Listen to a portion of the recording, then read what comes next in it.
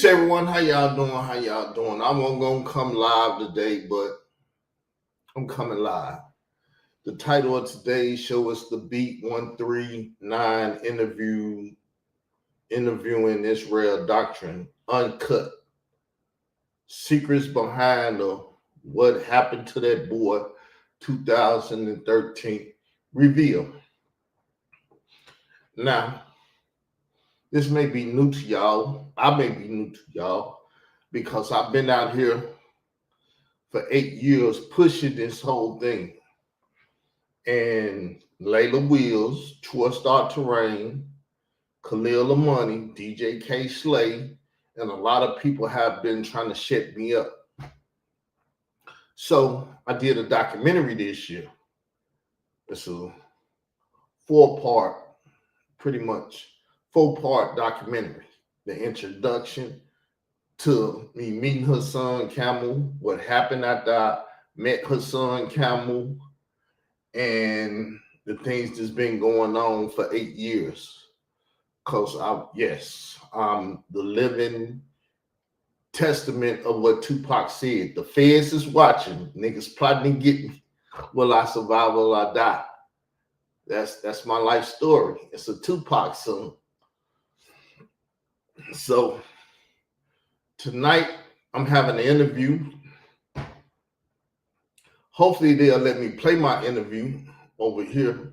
I don't know how it works. I don't know what system they're using to record it. But afterwards, I'm going to try to get permission to download it and put it up online. It'll be a very significant thing in my life because I've never been interviewed by anybody with a worthy name. You know, I have caused other people to be interviewed by people with a worthy name, but no one has ever interviewed me with a worthy name. Tommy Sotomayor interviewed me. I don't think he got a worthy name. Sonetta didn't interview me. I don't think he got a worthy name.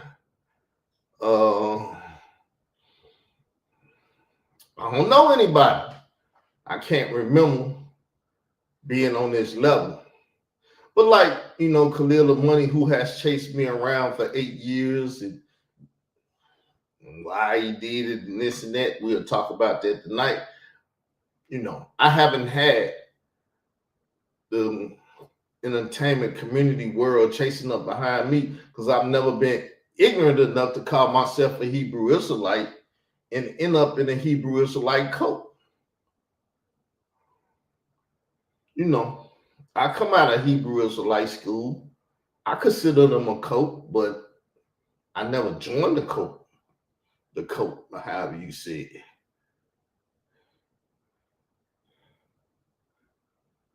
You know. So I don't know, y'all. Tonight is the night, though. 7:30. Is it Eastern or is it Central? I'm Central Standard Time. If I get the email before 7:30 Western or Central Standard Time, I'll go over. And then we'll start at 7:30 Eastern Standard Time. If not, we have to wait to 7:30 Central Standard Time, which is an hour difference. I don't know. I'm up here trying to load up my videos and get my audio and everything that I want to show and present together so I can show it and present it in a proper way. Because people show up to court and stuff. Ain't that right, Layla Wheels? People show up to court, try to make their argument to the judge, but never have their documentation prep or whatever. So I'm going to make sure my stuff prep. I'm going to make sure when I talk about something, and he be like, oh, man, we don't believe you. You just capping. And I'm going to say, listen to this. Boom. Like, see, the whole thing is all about this. People think I be capping when I tell them, listen. After Bam got out of the hospital to figure out what really happened, and he gave me the picture. of a light-skinned Puerto Rican little boy that looked just like me as a kid. And he gave me that picture because I was going to be the one who killed that boy for Africa Bambaataa. Now, that's y'all YouTube hero. That's y'all commentator now and whatever else he do in the YouTube community. Sinetta made him famous, Star made him famous, Lady Will made him famous, and everybody made him famous. Star gave him a plaque. Who take pictures to murder a boy and get plaques in the community? Star gave him a plaque. That's why Star had to make him a star. He gave him a plaque. He made him a hood star. And Star had to make him a star. Because if, like he said it, if he had murdered that boy, he would have never came to YouTube. But Star gave him a plaque, punked him out, and made him come on YouTube. You know what that sound like to me? He murdered that boy and he never planned to come to YouTube until Star went and gangstered him. How do it sound to you all? We're going to talk about that tonight over there. And they somewhat professional.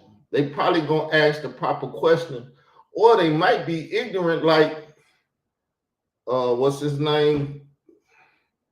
Queen's Flip, Sinetta, Troy Star Terrain, all these people that interviewed her son Camel and talked to him.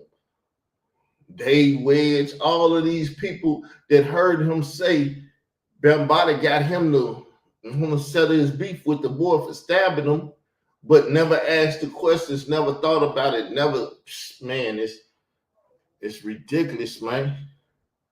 Because see, he didn't go there with me in my very first video with him, my very first interview with him, but he did talk about the boy. He talked about all the stuff that he talked about with other people.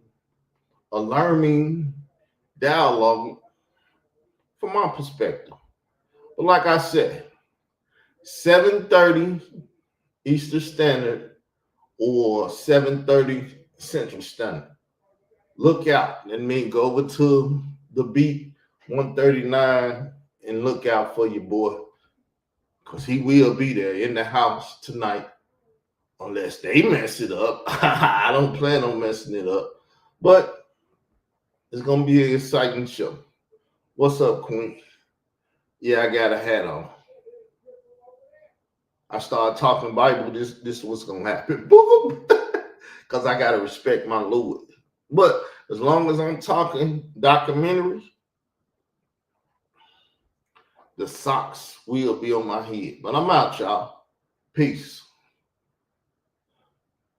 Throughout history, several historical groups and civilizations have been documented as having connections to ancient Israelite heritage while being of African descent. Here are some notable examples. The Beta Israel, Ethiopian Jews, a Jewish community that lived in Ethiopia for centuries. The Lemba people of southern Africa, who maintain traditions and practices similar to Jewish customs. Various communities in West Africa that have maintained traditions and practices that scholars have linked to ancient Israelite customs.